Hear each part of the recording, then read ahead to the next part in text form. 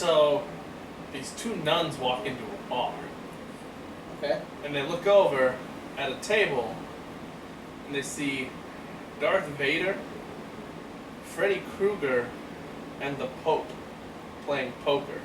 Alright. And one nun turns to the other one and says, "You know, sister, I think we're in the wrong joke." And the other nun says, "Well, yeah, because this is the Smackdown Rundown." How you doing? Oh, he smacked that down. We haven't done a Wii in... It's been a while. It's been a couple months since we've done... Vintage Smackdown Rundown. Thank you, Michael... Never mind. I'm not going to finish that because you hurt me. No. You just got to abbreviate the name. I'm not Michael, I'm Mike. Michael. Thank you, Michael. Mike Hawk. Mike. Alright, we're going to talk about the matches that happened on SmackDown this week. We're going to preface real quick. There was supposed to be Becky Lynch versus Nikki Bella, but after the nose issue that John Cena had on Raw... Broken / rearranged. Nikki is playing nurse, and she's taking care of John. He just had surgery. And I bet she has a nurse outfit, too. She actually posted a picture on her Instagram today of her in a naughty nurse outfit. This is from Halloween from like a couple years ago. Okay. And she put current mood. So she is being the naughty nurse for John Cena right now. So unfortunately, there was no Divas match on SmackDown. Oh, that's a bummer that there was no, like, sure, I was looking forward to the idea of Becky Lynch versus Nikki Bella. Just so we could watch Becky Lynch put Nikki Bella in her fucking place. But the fact that they just decided to, like, scrap the Divas match altogether, yeah, well, kind of bummed me out a little bit. They might not have had as many options as they wanted to. So. I don't care if you have an option. Becky Lynch versus Alicia Fox. Becky Lynch would have wrestled twice.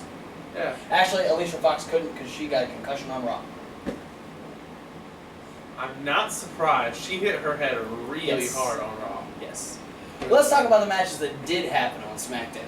Yeah. We had Cesaro defeat Seth Rollins. We had Los Matadores and the Lucha Dragons defeat the New Day and the Ascension. That sounds like a setup to a bad joke. The New Day, the Lucha Dragons, Los Matadores, and the Ascension all walk into a bar. And then Rusev defeated Jack Swagger. We had Stardust defeat R-Truth. And then we had Cesaro and a mystery partner defeat Kevin Owens and Seth Rollins in the main event. So we open up. We have Seth Rollins come out. He's talking trash like usual. Being Seth Rollins. People are like, you tapped out. He's like, so what? He was actually using the same excuse that Kevin Owens used. Yeah. That it was a beneficial decision. It was a smart decision. For he's got other things that he needs to focus on, and John Cena's U.S. title isn't one of them. Yeah. So it doesn't matter that he tapped out. Live to fight another day. Yeah, exactly.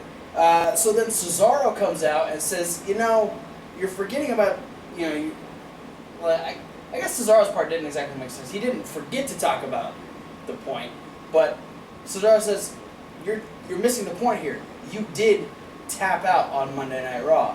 John Cena made you tap out, and Rollins like, no, he didn't make me tap out. I chose to, and so I was like, okay, well, I'll look forward to our match later, our rematch from last week, or you're here, I'm here. Let's do this here right now. I can make you tap out right now. They start getting each other's face. Ref shows up. Match starts. A couple minutes into it, a little bit of technical wrestling. We get Kevin Owens saunters his way down to the ring. He winds up at the commentary table. We get Rollins versus Cesaro for a couple minutes. Cesaro looking for the sharpshooter at one point, and Kevin Owens just decides, you know what, I'm done with this. I'm done with this. I'm tired of commentary. I'm coming out of retirement. And he attacks Cesaro. So Cesaro wins by disqualification. And we get a 2-on-1 beatdown for a second before the referees are able to stop. A wild herd of zebras came in the ring. So yeah, they end up backing off. They did their damage. We get a segment just a couple minutes later. Kevin Owens is actually trying to leave In quick fashion. And Rich says, "Hey, Kevin, we need to talk about what just happened." And Owens like, "No, I gotta get out of here." He goes, "Well, you have a match though." And I was like, What? "Well, yeah, you have a tag team match. It's you and Seth Rollins taking on Cesaro and a partner of his choosing in the main event." Oh, that's great. That's great. Except unless the person Cesaro picks is a tag team partner. So it's not so great. You're gonna die. He might not have gotten that graphic. No. But he definitely said it wasn't going to be good for the Cesaro's partner. Yeah. So, who's Cesaro going to get? We'll have to wait and find out. But then we had our 8-man Dalton tag. Castle. Wouldn't that be great? Yeah. Oh, yeah. Yeah, Bob. That'd be fantastic. Bob. Good Bob. Oh my God, what happened? Bad joke. So yeah, we had our 8-man tag team match. I was trying to come up with like something to like help you out. And Yeah, nothing. Well, that's because I thought like hair versus hair in your sleep or something was like the first thing that came to mind. Nah. Still It's just a bad joke. Let it go. Yeah, we have Los Matadores and the Lucha Dragons taking on the New Day and the Ascension. The New Day came out and had a pretty funny promo, giving all of the members nicknames. We have the what's Big E's the pastor? No, There's the Minister of Mass. the Minister of Mass. We have the delectable, delicious Doctor of something, Xavier Woods, and Kofi Kingston. I don't remember what Kofi's was. He's a super make it out of the year or something like that. That was the sign they had on Raw. But yeah, they had a funny promo, starting it off, and the Ascension weren't impressed at all. Immediately started bossing the New Day around. But we had a really fun 8-man tag match. Yeah, you think you have 8 talented people. You have 8 talented people. No, 8 talented people. Oh, never mind. The number 8. 8. You have 8 talented people in this match. So, I mean, to expect it to not be entertaining would be expecting of like a year ago SmackDown. So not that far off. No. We also had the primetime players at commentary. We had Darren Young wearing Ben Franklin glasses, and he's got like notes about. He's taking notes because Taking notes about any of the. Any of them could potentially be challengers for the tag belts. Yeah. I'm trying to figure out why is Titus always wearing a suit, and Darren is always plucking the merchandise. I think his whole, I don't know, it might be because he's in the he's one of the nominees for the Best Dad Award thing that's going on. So maybe he's just trying to, I don't know, make it, I don't know, trying to make his I'm pretty sure he already won that. Did he? Yeah. Are you sure? Yeah, I'm pretty sure he won Titus, that I don't know. back when the whole thing started. Titus just likes wearing suits. I don't know. Darren Young don't like wearing suits on TV. But yeah, real fun match. We end up getting some dissension between the New Day and the Ascension. Some dissension from the Ascension. Big E was setting up Kalisto for the Midnight Hour. Went to tag in Kofi, but Victor grabbed the tag instead. He stole it. And so they start arguing, and this allows. Which is ironic because he's the only white tag team in the match. That's true. That's a racist joke. Yeah. Everything breaks down. We get Victor gets pulled out of the ring. I still have this job. I don't know either. I'm trying to get fired. Maybe screw up. Victor's the legal person, so he's the only one left in the ring. Big E ends up getting pulled out of the ring. Kofi gets pulled off the apron, and Kalisto ends up hitting a victory roll on Victor. A what? It's on Victor. A victory roll on Victor for What? the victory. Yep. Yeah. It happened that way. Yes, it did. No, because it's in my notes. Granted, my notes aren't always right. But yeah, Los Matadors and the Lucha Dragons picking up a win over the New Day and the Ascension. Ascension. We had a special little video That package. sounds like I was trying to start the Legionnaires theme song. Ascension. Ascension. The Legionnaires, I don't know, something in French. We had a special little look at Becky Lynch, even though she wasn't on the show. It was a cool little video package. You got to see some retro photos of her and her coming up through different promotions and whatnot. And, The independent life. And then also making bitches tap out to the Disarmer, which is cool. We get a little promo from Luke Harper saying that he has a purpose in life now. You know, the rest of the world shunned him. He's got a purpose in life. He's Bray's professional beard groomer. I don't think that was... No. His purpose is to give his life to Bray Wyatt. By way of beard trimming. Again, no. I don't think that's part of the deal. Dry cleaning? We can tell by his attire he's not very good at that. Espresso man. I feel like it's more of an air brown thing. He drives the trucks. That does. He's the limo driver. He's the Wyatt family chauffeur. Yes.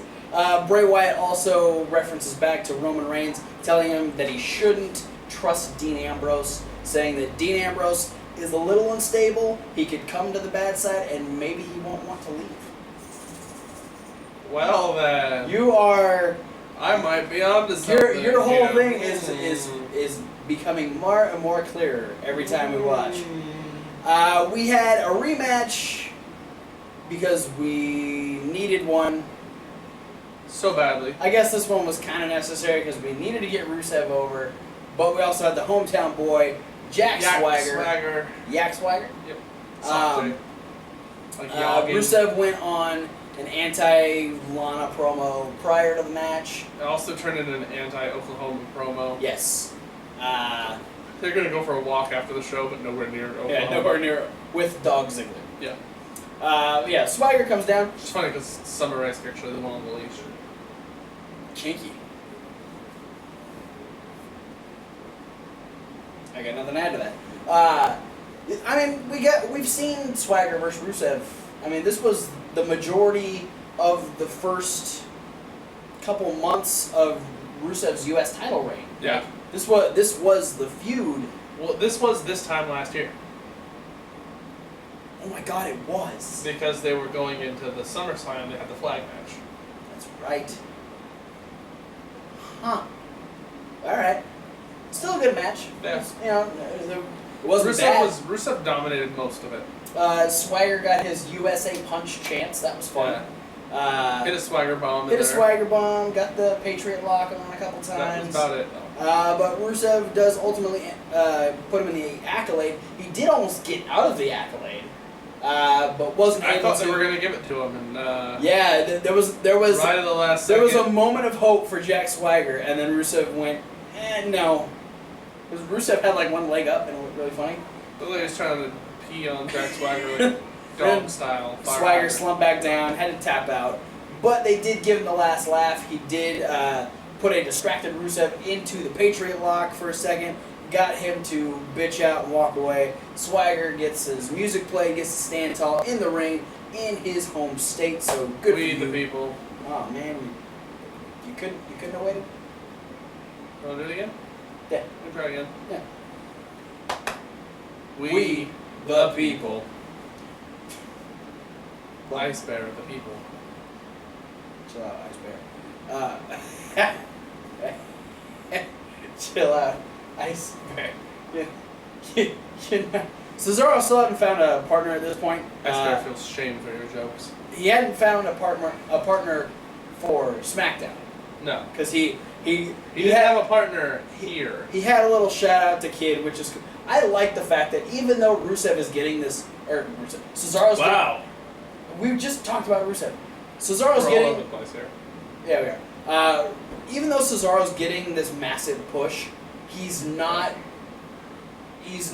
letting people forget that he is still a tag team with Tyson Kidd.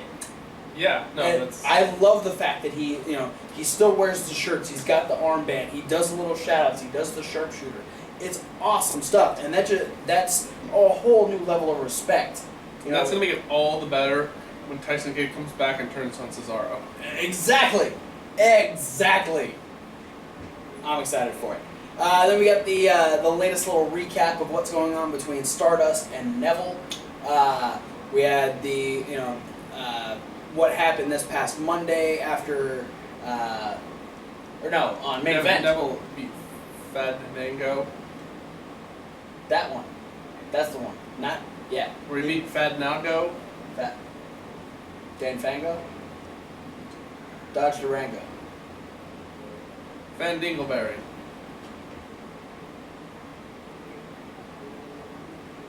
Johnny Curtis. Ah, that one. I remember him. He was a promising kid on the NXT show. Yeah, and then he poured milk on his head. I don't know, man. He won and never got a title shot. He was supposed to get tag team champion match with R-Truth. Him and R-Truth were supposed to get tag team title match. Whatever happened to that kid? One day, R-Truth's going to be like, you know what? I was supposed to get a tag team title shot, and I get to pick anyone. And I'm going to pick Fandango. Because he looks kind of like Johnny Curtis. Anyway, we get a little recap of Stardust promo after Neville beat Fandango on Raw.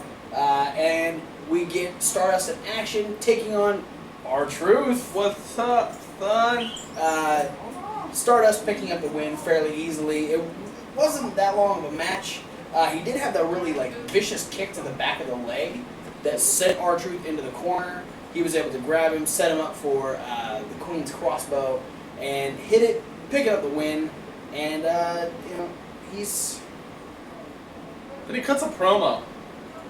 Yeah. Alluding to the fact that maybe he's going to start masking people. Yeah, he's got the old Stardust mask, the gold and black one. You know what it totally felt like? It was a shout out to the disfigured Cody Rhodes gimmick with the paper bags. Yeah. Yes, it was. That's how I felt. Yeah. He calls out Neville and says, "Come on, Neville, be a hero." And then he said, "Be my hero." Be my hero. And then he says, "R-Truth, you my hero, baby. You have failed this city." And R-Truth is like, well, I don't really have any real connection to Tulsa, Oklahoma, so I don't feel that bad. Neville comes out, saves R-Truth from being masked by Stardust. But we did find out on Facebook, Stephen Amell actually posted, "Stardust went too far by using my line, 'Let me know where the nearest WWE show is.'" Yeah, it's point me in the right direction, WWE Universe. Maybe we can have that picture here. The arrow is coming. Maybe we should post a screen cap of that somewhere, maybe? Yeah, it's while we're talking it's about right there. Ah, hey, there it is. And now it's gone. Yep. Then we had Sheamus talking about why he attacked Orton on Monday Night Raw, saying that even after their match at Battleground, they are not done. Sheamus knows that Randy Orton is planning on, he says he's going to be lurking around whenever... Basically, he sees Orton as a liability. Yeah, and he's going to take him out because, can you imagine a WWE without Randy Orton? It's like Oklahoma without Tulsa. It's like your primetime players without Titus O'Neil. It's like NXT without Mojo Rawley. That is a wonderful world. Yeah, so that's actually not what WWE without Randy Orton is like. No. That's kind of like what WWE without Sheamus. I can't agree because I like Sheamus. NXT without Mojo Rawley. I'm okay with that one. Then we had our main event. We had Seth Rollins come out. We had Kevin Owens come out. We had Cesaro come out. Cesaro was ready to go handicap style. He was like, you know what? If no one wants to be my partner, that's fine. But he said that in the promo. He's like, I know what I'm getting myself into. Yeah, and he's gonna take care of business because he's Cesaro. Of course, he's gonna take care of business. They're probably swaying both of them. But there was somebody who feels like he owes Seth Rollins about 4 more fists to the mouthpiece. This particular person maybe feels a like boot up the anus hole. Feels like they could beat up Seth Rollins every time they wake up. They're like, yeah, I could punch Seth Rollins in the face. This is a person who could probably consistently hit Seth Rollins all night long and not get bored of it. And we'd never get bored watching it. No. Because it's Dean fucking Ambrose. The motherfucking Ambrose. Dean Ambrose comes out. He is Cesaro's tag team partner in this tag team main event. And they start slugging it out with Owens and Rollins. Cesaro and Owens are duking it out, and then Rollins and Ambrose are fighting, and then Rollins and Owens powder out, and they reconvene by the bottom of the ramp. They're like, all right, that didn't work. Let's try again, but let's switch guys. You get Ambrose, I'll get Cesaro. And they slide in, and now we have Cesaro fighting Rollins and Ambrose fighting Owens, and they still don't get an advantage. Still doesn't work. And they get knocked back out of the ring again. And it was a fun match. We had 4 extremely talented guys, from the indies, making great names for themselves in WWE, fucking battling it out. Cesaro showing his strength, trying to get strength, constantly trying to get the sharpshooter on Rollins. Owens being a douchebag like he usually does because he's good at it. But we had a really clever finish. Yeah, that I like a lot. Knowing that I don't think I've ever seen Ambrose and Ambrose and Cesaro team up before. This is the first time ever. But watching this finish was amazing because we have the legal competitors at the time were Cesaro and Kevin Owens. But Cesaro, I think, got knocked out of the ring for a second, and Owens had turned his attention to Dean Ambrose, was beating him down, shot him off the ropes for the pop-up powerbomb, and when he popped him up, Ambrose went over his head. But while he was still in the air, Cesaro got back in, ducked under Ambrose, grabbed the waistlock on Owens, forced him into the ropes, back rolled into the O'Connor roll. They were in Oklahoma. That's true. The O'Connor roll. It should have been an Oklahoma roll. I think that would have been fitting. But it was an O'Connor roll. Cesaro picking up the win over Kevin Owens. And then Seth Rollins tried to sneak in at the last second, asked ref hit 3, and Cesaro jumped up and flew over the top rope. Cesaro was so happy. He flew over the top rope and said, "Hey, Seth, guess what happened? We won!" And then he proceeds to step over. He jumped from the apron to the commentary table. Then from the commentary table to the barricade, then into the audience, then back up. Him and Ambrose celebrating on the commentary table. like old chums. Yeah. Cesaro was on cloud 9 with this win, apparently. It was he found his new Tyson Kidd. Oh, don't say that. For the time being. I do gotta say though, Dean Ambrose has he upgraded from Roman Reigns to Cesaro though. Yeah. No disrespect to Roman Reigns, but it's Cesaro. Come on. Come on. Overall, I really enjoyed SmackDown. Yeah, it was a good SmackDown. It was good. It felt really short. It did, but it had less matches than NXT. NXT had a lot of the short matches that just. But they were good. They were good. These were just mediocre. Yeah. I'd rather take a good short match than a mediocre long match. It would have been better if Nikki wasn't off being a nurse for John Cena. So would have kept the flow. John Sinocchio. Oh, it's growing. It's a nose joke.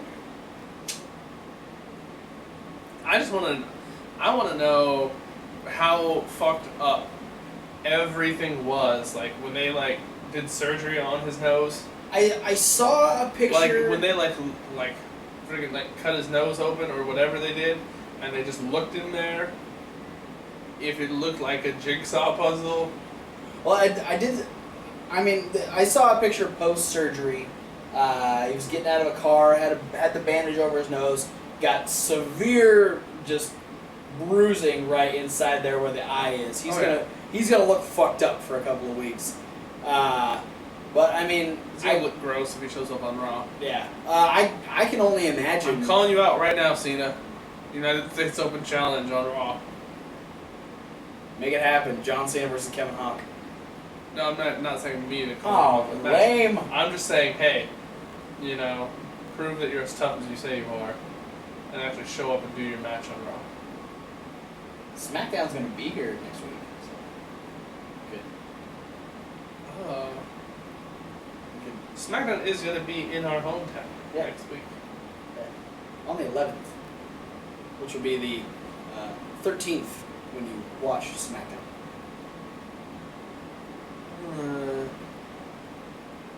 Challenge John Cena. Alright, Cena, let's do this. Tweet him right now. Let's do this. I don't have my phone on me. No. Tweet him for me. Anyway. Just tweet him, hey, my buddy over here is challenging you. SmackDown. Thanks for watching Smackdown Rundown. The funniest whole part of the whole thing is just assuming Cena will ever show up on SmackDown. This is true. Be sure to like, favorite, subscribe. Follow the links down in the description. The Facebook, the Twitter, Tumblr, Instagram, emails. Emails. Oh, I said Reddit. Fansock Wrestling at 666. Hotmail at Gmail. What are you talking about? Kevin Hawk Wrestling. Fans Hawk Wrestling. They're down there. At You can read them all by yourself. At gstreams.com. Go to his personal website, penisland.com. And I see what you did there. check out the playlist. You dick. It's that just adds to it. There's a Raw. There's a midweek wrap up. There will be an indie news, and there will definitely be a Thomas's Top 5 for July with special guest reappearances by the rest of my beard and his rest hair. of my hair. We already recorded it. Oh, snap, we smacked down that shit. We'll see you guys later.